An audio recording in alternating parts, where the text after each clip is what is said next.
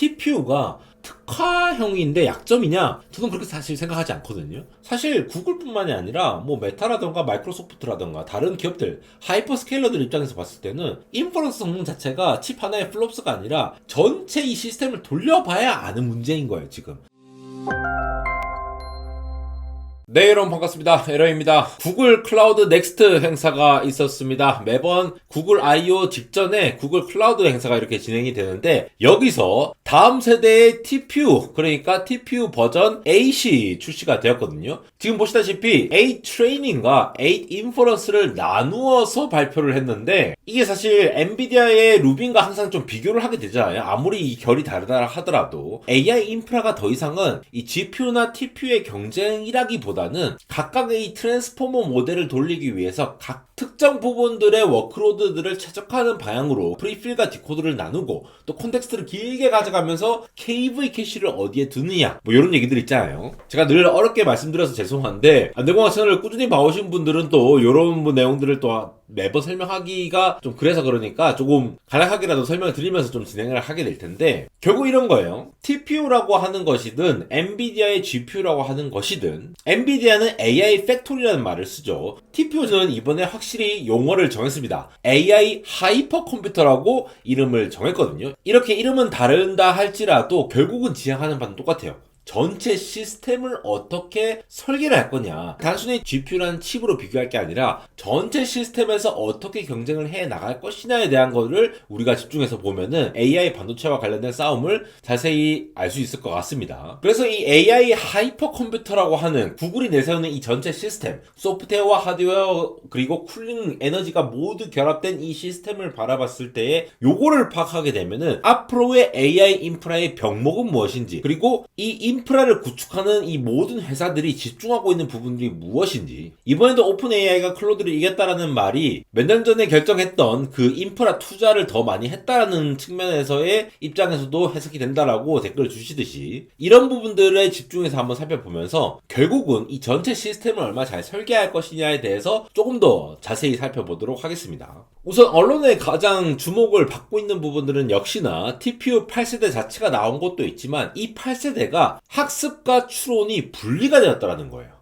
TPU 8T라고 하는 거는 대규모로 프리트레이닝 하는 부분과 인베딩 헤비 워크로드를 위한 트레이닝 중심의 설계다. 또 TPU 8I라고 하는 부분, 인퍼런스라고 하는 부분은 포스트 트레이닝, 또 리즈닝이라든가 하이 컨커런시 인퍼런스, 컨텍스트를 길게 가져가는 서빙 같은 것들, 요게 각각의 특화가 돼서 진행을 한다는 거예요. 근데 요거 자세히 보시면은 안될공학 채널에서 여러 번 다루었던 이 인퍼런스라든가 각각의 이 엔비디아 GPU의 컴퓨팅 관련해서 프리필과 디코드 나눈 부분들, 이런 거가 다 연관이 있는 거거든요. 결국은 엔비디아가 베라 루빈, 이 루빈 세대에서 올해 보여주는 방향과 상당히 유사한 방향으로 구글 TPU 역시도 최적화를 해 나가겠다는 걸 얘기를 하는 겁니다. 이런 얘기가 나오면은 구글이 또 엔비디아 따라했네 이런 식으로 생각하실 수도 있는데, 이거는 뭐 엔비디아가 먼저 했다, 구글이 먼저 했다라고 할 게 아니라, 이거는 발표 시점으로 볼 게 아니라 결국은 AI 인프라를 얼마나 효율적으로 돌릴 것인가를 수많은 엔지니어 분들이 고민을 하고 따져보니까 결국 이 방향이 맞다라고 수렴해 간다라고 이해를 하는 게 맞겠죠. 결국은 그 엔비디아 사람들도 구글로 옮기고 구글에 있는 사람들도 엔비디아로 많이 가니까 그런 문제들도 있고, 우리나라하고 좀 다르죠. 인력 교환이 굉장히 빠르게 되기 때문에 그런 관점에서 보실 필요가 있고, 결국 엔비디아도 이 루빈 GPU 하나로 모든 걸 다 처리를 한다라기보다는 루빈 GPU가 있는데 그 외에도 CPX, LPX 같은, 그리고 베라 CPU 같은 것도 이번에 새로 설계하기도 했고, 이런 것들을 막 잘 조합을 해서 이 트랜스포머라는 AI를 돌릴 때 프리필과 뭐 제너레이션, 또 디코드 부분, 또 롱 컨텍스트를 서빙하려는 이런 것들을 다 분리해서 각각의 성격에 맞게 최적화를 하고 있다는 것과 일맥상통하는 얘기입니다. 예전에는 그래서 AI 모델이 그냥 커졌으니까 이거를 굉장히 빠르게 연결해야겠다, GPU를 많이 꽂고 서로 연결해서, TPU도 마찬가지죠. 토로스 구조로 해서 굉장히 스케일링을 확장할 수 있는 구조로 만들겠다, 이런 거에 집중을 했다라고 하면은, 지금은 그냥 단순하게 양적으로 확장하는 게 아니라 어떤 거는 빡세게, 어떤 거는 메모리를 좀 다르게, 이렇게 각각의 구성해서 최적화를 하는 과정이라고 후려쳐서 이해를 하시면 되겠습니다. 그러면 다시 또 기초로 돌아와가지고 왜 학습용과 추론용을 나누냐부터 생각해볼게요. 이번 TPU를 결국은 이게 학습과 추론의 병목이 다르기 때문이죠. 서로 계산하는 방식과 실제로 컴퓨팅하는 그 부분이 성격이 다르기 때문이에요.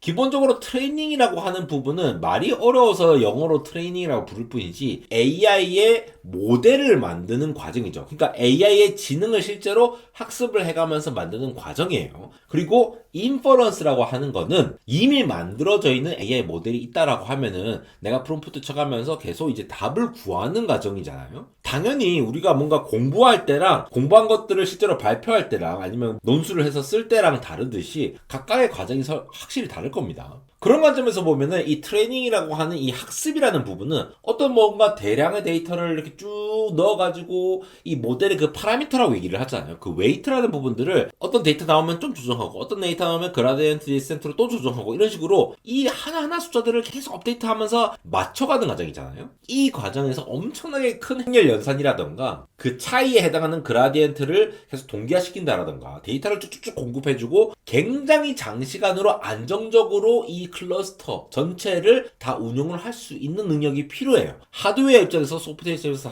그렇다는 겁니다. 그래서 이러한 트레이닝 시스템에서는 한 번에 처리할 수 있는 데이터 양이라는 게 중요하다는 거죠. 쉽게 말해서 그냥 엄청난 양의 데이터가 때려 넣어지면은 그걸 계산을 계속 오래 끊기지 않고 쭉 밀어붙이는 그 능력 자체가 중요한 건데 이런 것과 비교했을 때 추론이랑은 뭐가 다르냐? 자, 이미 모델은 만들어져 있어. 그러면은 이 파라미터 각각에 대한 것도 그게 뭐 몇 천억 개든 몇 쪽개든 그 파라미터는 이미 고정되어 있기 때문에 그 고정되어 있는 상태에서 특히나 요즘 뭐 리즈닝 모델 같은 거 쓰잖아요. 리즈닝 모델이라는 게 결국 AI가 내적으로 뭔가 톤을 더 생성해가지고 더 길게 테스트 타임 컴퓨터로 해서 지능을 올리는 방식이 될 텐데 이거의 답변을 한 번에 내뱉는 게 아니라 계속 토큰을 계속 만들면서 이전 문맥을 계속 참조하면서 좀 더 정확도를 높이는 방식이잖아요. 그러면 이때 사실 생각해보면은 중요한 거는 제일 컴퓨팅 많이 할 때 필요한 연산수보다도 내가 이전에 어떤 정보들을 계속 계산해 왔었지라고 생각할 수 있는 그 KV 캐시라고 하는 거 있잖아요. 이전에 대한 컨텍스트에 대한 정보들이죠. 이런 것들이라든가 토큰 바이 토큰으로 이 지연 시간이 얼마나 걸릴 것이라든가 동시에 뭔가 요청이 됐을 때 이런 것들 수많은 사용자들이 동시에 물어봐도 답이 늦게 끊기지 않게 계속 만들어주는 역할이 중요하겠죠.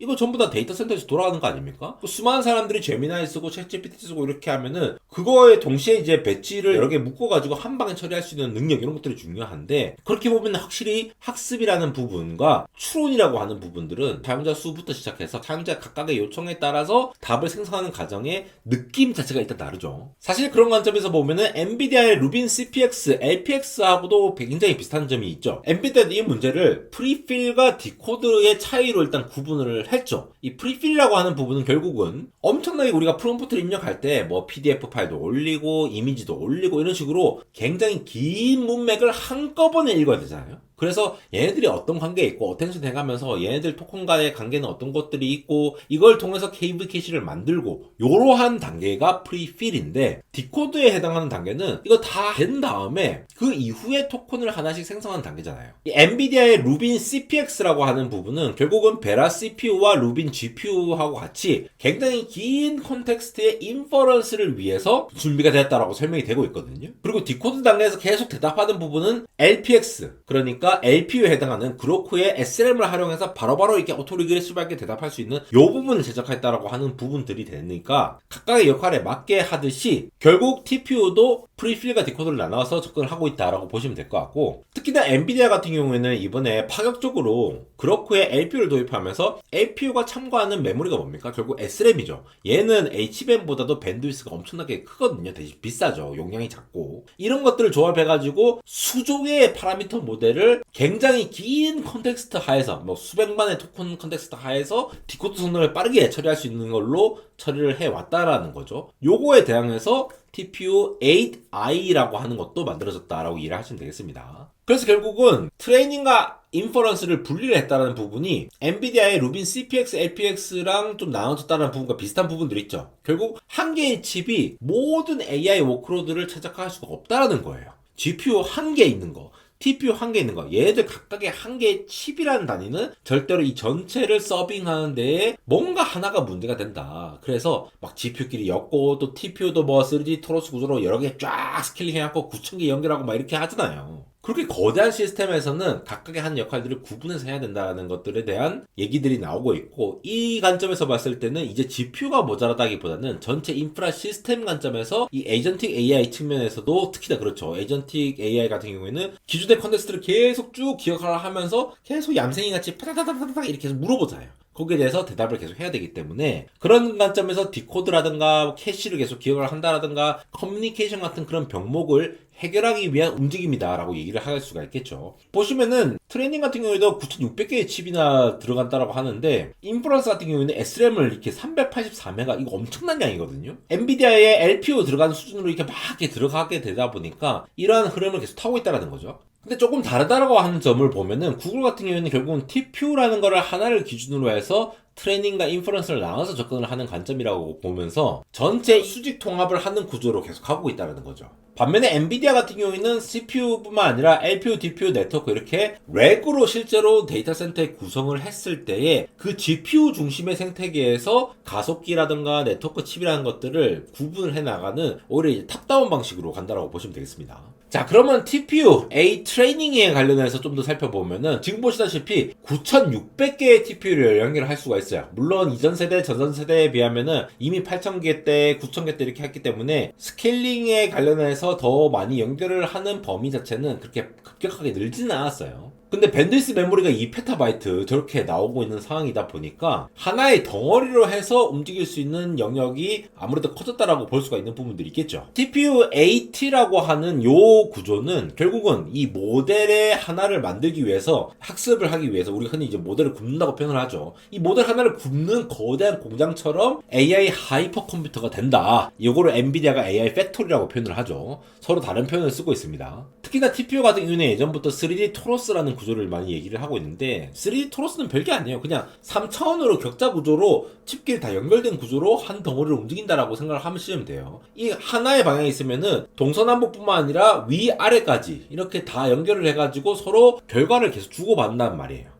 그러면은 하나의 칩에서 다 처리를 못하면은 전체 시스템이 하나의 덩어리처럼 움직인다라고 이해를 하시면 되는데 트레이닝에서는 특히나 그렇게 움직이겠죠. 거대한 모델을 학습을 시킬 때. 물론 엔비디아 CEO 젠슨 황이 이런 얘기를 했죠. 팟캐스트에서 TPU는 절대로 그리고 AWS의 트레이니움도 절대로 세미 애널리시스의 인퍼런스 X와 같은 벤치마크의 우수성을 증명할 수가 없다. 굉장히 폐쇄적인 구조다. 막 이렇게 얘기를 했거든요. 그러면서 무슨 얘기를 하느냐. 결국은 TPU는 특정 운용에만 특화된 거야. 폐쇄된 거거든. 자신 있으면 나와서 얘기해봐. 라고 엔비디아가 얘기를 했죠. 근데 이게 사실은 정확하게 얘기하면은 반은 맞고 또 반은 약간 좀 이제 오해의 소지가 있습니다. 무슨 말이냐? 자, TPU가 특정 운영에 특화되어 있다는 말은 어느 정도 맞겠죠, 사실. 왜냐하면은 TPU가 구글의 어떤 특정한 AI 모델의 워크로드라든가 구글의 컴파일러, 구글의 어떤 모델 스택이라든가 이런 것들이 엔비디아의 쿠다와하고는 관련 없이 엔비디아처럼 굉장히 여러 가지 모델의 AI 모델을 지원을 하기 위해서 만들어진 반도체하고는 다르게 구글의 데이터 센터 기준의 패브릭에 맞게끔 해서 만든 구조니까 아무래도 엔비디아 GPU하고는 좀 차이가 있겠죠. 특히 구글의 뭐 잭스라던가 XLA 그런 것들 있잖아요.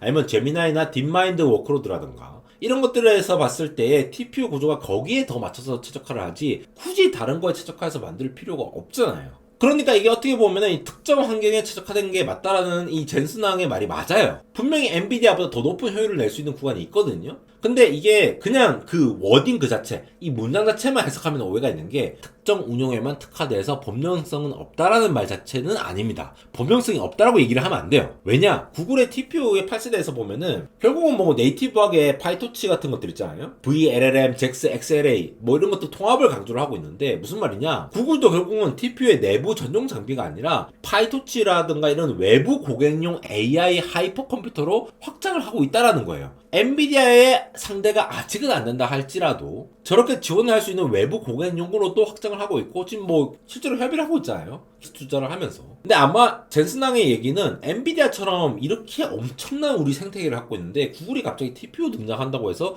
그걸 할 수 있느냐라고 하면 당연히 못하겠죠. 근데 구글 입장에서 보면은 내가 자체적으로 설계를 해갖고 이 풀스택으로 수직 계열화 해가지고 다 지원할 수 있다라는 측면에서 자신들의 역량을 가졌다라는 것은 맞는 얘기입니다. 엔비디아에 종속될 필요가 없다라는 거죠. 그래서 TPU-A 트레이닝 같은 경우에는 대규모 프리트레이닝의 효율이 있을 수 있는데 당연히 뭐 3D 토로스 구조도 사용하고 스파스코어라든가 어떤 특정한 연산에 딱 맞춰가지고 하는 MXU 같은 어떤 매트릭스 연산 같은 것들, 벡터 연산 같은 것들, 그리고 네이티브 FP4라고 해서 마치 엔비디아가 NVFP4라고 했듯이 FP4, 그러니까 내비수로 파라미터 하나를 표현할 수 있는 그 룰이라든가 여기에 맞춰가지고 설계를 했거든요. TPU라고 하는 것이 CPU를 거칠 필요 없이 바로 다이렉트로 SSD에 접근하는 방식, 이런 것들도 제안을 하고 있습니다. 사실 이 모든 것들이 엔비디아가 다 하고 있는 것들이긴 하죠. 근데 이거를 구글도 자체적으로 다 할 수 있다라는 거예요. 구글 내부처럼 이 데이터 파이프라인이 어떤 특정 모델에 딱 맞춰가지고 컴파일링하고 이렇게 맞출 수 있는 환경에서 GPU 범용성보다는 구글이 맞춰서 딱 하는 것들이 있으니까 여기서 좀 더 유리할 수 있는 부분들이 당연히 있습니다. 범용보다는 특화를 선택했기 때문에 거기서 얻을 수 있는 장점이 있잖아요. 물론 TPU도 다른 쪽으로 확장해 나가면은 바로 안 맞는 문제가 당연히 있습니다. 이 특화와 범용의 결국 문제인 거죠. 특히나 이런 행렬곡 같은 거 있잖아요. 이런 것들이 많이 필요해서 이런 거를 가속기로 많이 쓰게 되는데 여기서 스파스코어라는 게 생기거든요. 흔히 이제 이게 임베딩 룩업이라고 하는 건데 이 LLM이라든가 아니면 뭔가 추천할 수 있는 이런 AI 모델 있잖아요. 여기서는 임베딩 룩업이라는 게 굉장히 중요한 역할이거든요. 그러니까 말이 어려서 그렇지 굉장히 쉬운 건데 예를 들어 도서관에 책이 엄청나게 많아요. 근데 그 책 중에서 필요한 책을 여기저기서 찾아서 꺼내와야 되는데 뭔가 좀 효율적으로 빠르게 찾아오면 좋을 거잖아요. 당연히. 임베딩 룩업이라고 하는 거는 결국 지금의 토큰이라든가 도서관의 이 라벨링처럼 이 아이디를 본 다음에 거기에 해당하는 어떤 임베딩 벡터를 메모리에서 찾아오는 거거든요. 그 작업을 임베딩 룩업이라고 하는 거예요. 별거 아니고. 근데 이 작업이 일반 행렬 곱이라든가 데이터가 예쁘게 줄 맞춰서 들어오지 않는다는 게 문제예요. 뭔가 입력이 들어온 거에 따라서 참조하는 위치가 계속 달라지니까 메모리에서도 계속 불규칙하게 뭔가 접근을 해야 되고, 그것 때문에 단순히 연산이 뭔가 빡세다라기보다는 메모리에 접근을 막 이렇게 불규칙적으로 접근을 해야 되다 보니까 기본적으로 이 메모리의 밴드위스가 굉장히 중요하다. 그래서 이런 스파스코어 같은 것들을 도입해가지고 이러한 부분들을 해결하려고 하는 거고, 그렇다고 엔비디아가 이런 걸 안 가지고 있냐? 아니죠. 엔비디아도 루빈 세대에서 텐서코어뿐만이 아니라 뭐 메모리 하이어라키라든가 데이터 무브먼트를 굉장히 중요하게 다루고 있죠. 근데 이게 방식이 좀 달라요. 엔비디아는 기본적으로 GPU 칩을 넣고 거기에 HBM도 있죠. NV 링크로 GPU끼리 CPU끼리 연결하고 또 블루필드 DPU라고 있는 것들도 있고 스토리지라든가 네트워킹 뭐 CPU 뭐 이런 것들 막 결국은 이런 전체 거대한 시스템 내에서 각각의 역할을 6개의 칩을 넣어가지고 서로의 데이터 이동 병목을 줄이는 형태로 간다라고 하면은 구글은 TPU 내부에서 어떤 워크로드에 따라서 코어를 약간 넣어갖고 특정한 병목을 직접 해결하는 그런 형태로 가고 있습니다. 그게 이제 스파스코어의 역할이라고 보시면 될 것 같아요. 그래서 실제로 TPU의 경우에는 사실 TPU-AT라고 하는 거, 트레이닝이라고 하는 거는 결국 프리트레인용으로 설명이 되긴 하는데 이 구조로 보면은 결국은 대규모의 어떤 프리필과 비슷한 성격이거든요. 한꺼번에 입력받는 구조, 그런 워크로드의 강점을 가질 수 있는 구조로 나왔다라고 보시면 되는데 마치 엔비디아의 루빈 CPX 같은 거죠.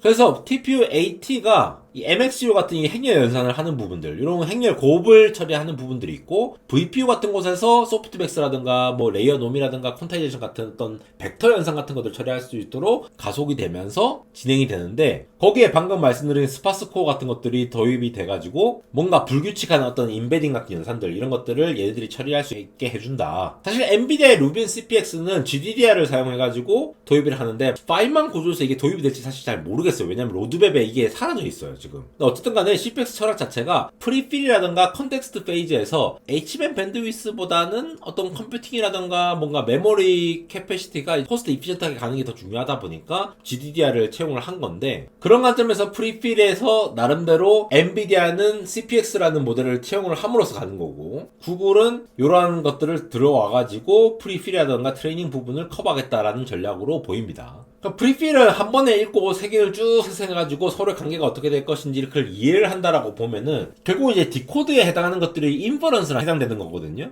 TPU-8 인퍼런스라고 하는 부분들은 S램 몇백 메가를 박아놓고 여기 연결된 HBM을 많이 있는 상태에서 적용을 하는 구조인데, 사실 TPU-8i에서 중요한 거는 연산량 자체보다는 굉장히 긴 문맥을 빠르게 읽은 다음에 여러 칩이 안 기다리고 바로바로 레이턴시 없이 지원을 하게끔 하겠다라는 그런 철학이 좀 느껴집니다. 왜냐하면은 이게 트레이닝이라고 하는 거는 모델을 만드는 공장 같은 느낌이지만 인퍼런스라고 하는 거는 저 보세요. 1152개의 TPU가 한 개의 팟에다가 들어가 있는데 저기에서 바로 실제 고객한테 서빙을 할 수 있도록 바로 대답을 할 수 있도록 하는 콜센터 같은 느낌이잖아요. 그러니까 인퍼런스는 언제 얘기를 하더라도 평균 속도보다는 조금 더 이게 비슷하게 아니면 빠르게 이렇게 처리할 수 있는 능력 자체가 중요하다 보니까 이것도 결국은 엔비디아의 그로크 LPX랑 굉장히 비슷하죠. LPU에 SRAM을 많이 썼다는 것도 비슷한데 그런 식으로 해가지고 대답을 빠르게끔 처리를 한다. 근데 원래 TPU가 이게 컴파일링을 그래프로 하나로 엮어가지고 컴파일링 한 다음에 적당한 이게 기대가 되는 시간을 딱딱 디터미니스트하게 결정할 수 있는 것들이 장점이었는데 LPU도 사실 그런 성격을 갖고 있거든요. 그런 부분에서 굉장히 좀 비슷한 성격을 갖고 있지 않나.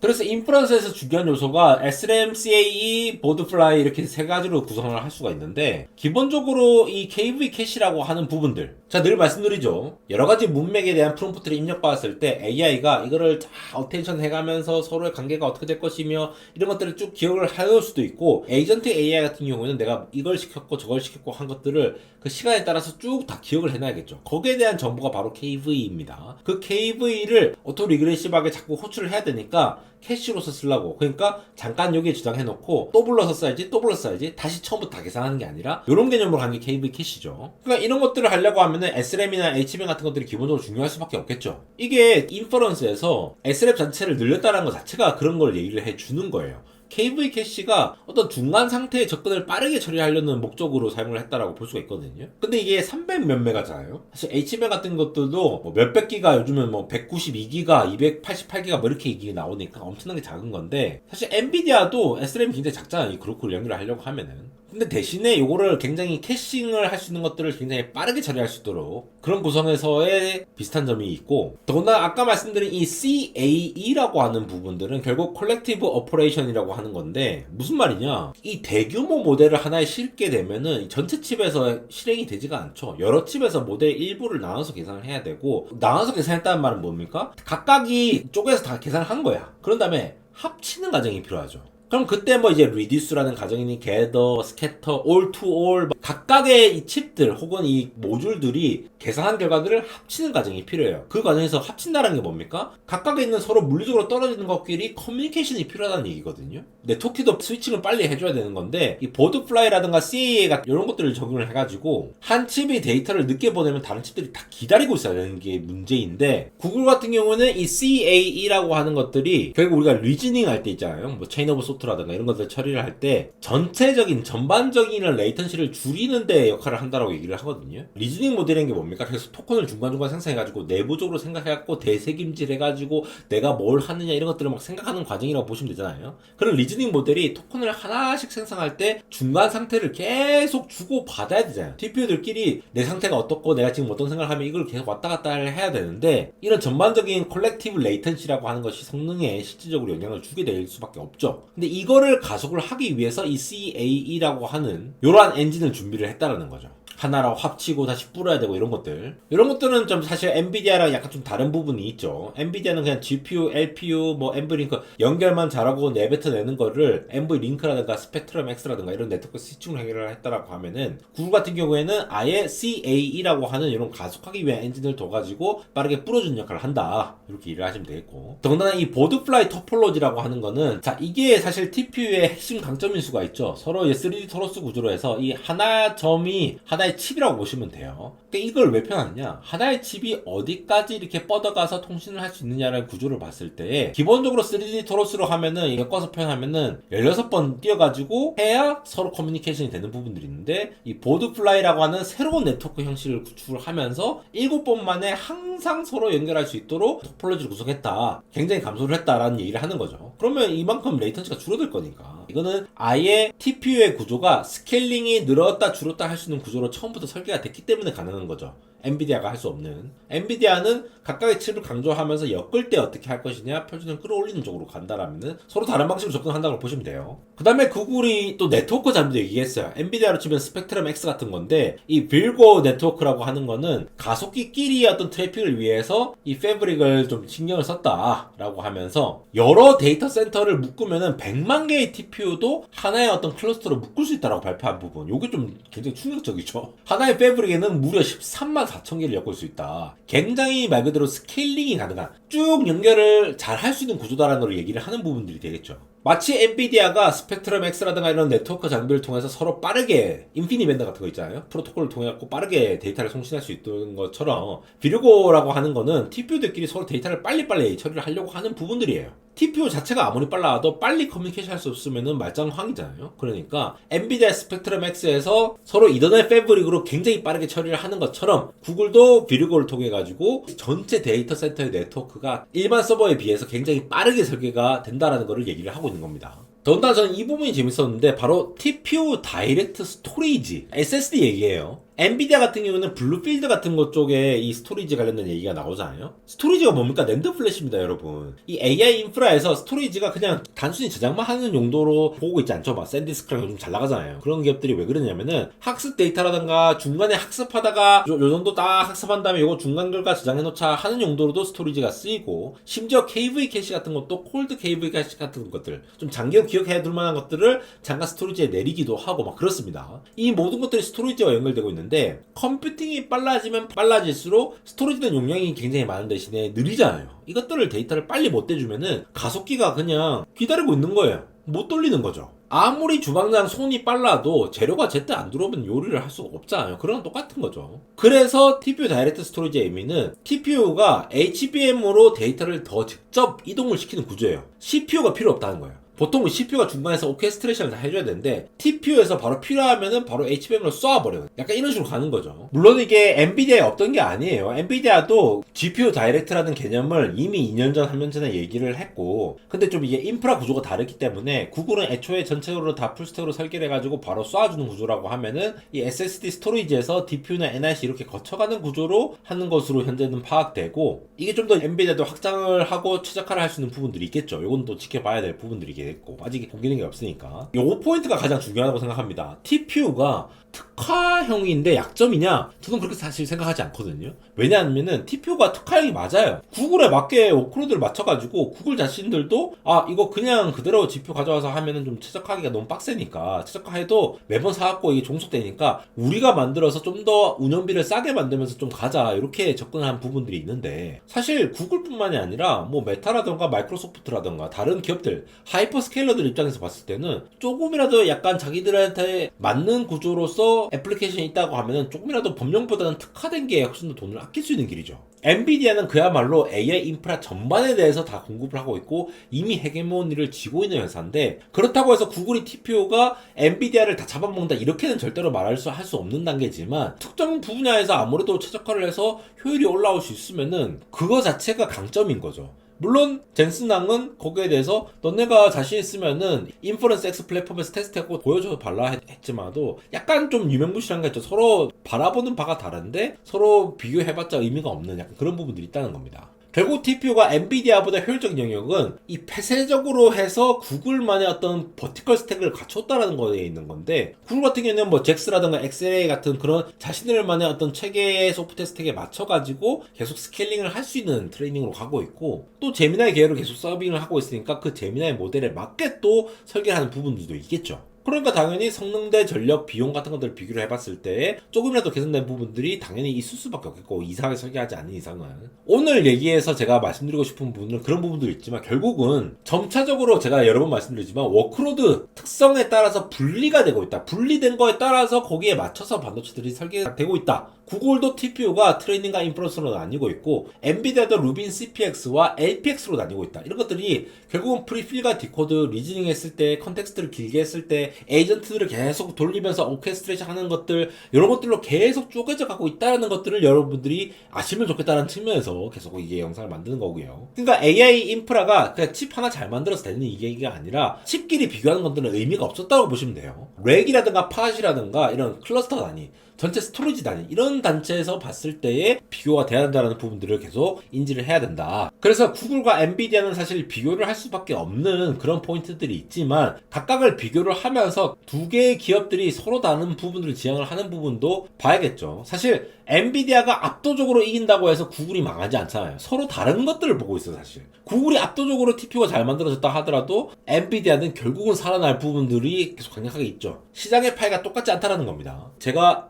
최근에 오픈AI의 GPT 5.5 얘기를 할 때도 그렇고 엔트로픽의 오프스 4.7과 클로드 디자인을 얘기를 할 때도 그렇고 모든 것들이 지금 모델 단순히 한 개로 볼 게 아니라 젠슨왕의 5 레이어드 케이크에서 애플리케이션이라든가 모델에 해당하는 그 특정 레이어에 해당하는 것이 아니라 전체로 봤을 때 이 시스템, 에너지부터 인프라, 칩, 이 모든 것들을 다 봤을 때의 게임으로 바라봐야지만이 서로 AI 컴퍼니들끼리 각자의 핵심 역량이 무엇인지 그런 것들을 살펴볼 수 있다는 부분들이에요. 이걸 안 보고서 그냥 단순히 성능이 높아졌네, 모델이 더 좋아졌네 이런 것 갖고는 이제 각각의 기업의 경쟁력을 판단할 수 없는 시대가 왔다는 겁니다. 그래서 이번에 그냥 새로운 TPU가 나왔다. 이 포인트도 사실 굉장히 중요한 포인트지만 진짜 중요한 거는 구글이 이 AI 워크로드를 쪼개기 시작했다는 부분들, 그리고 엔비디아가 AI 팩토리라고 얘기하듯이 구글 같은 경우에는 AI 하이퍼 컴퓨터라는 이름으로 명명을 하면서, 근데 그 두 가지가 지향하는 바가 결국은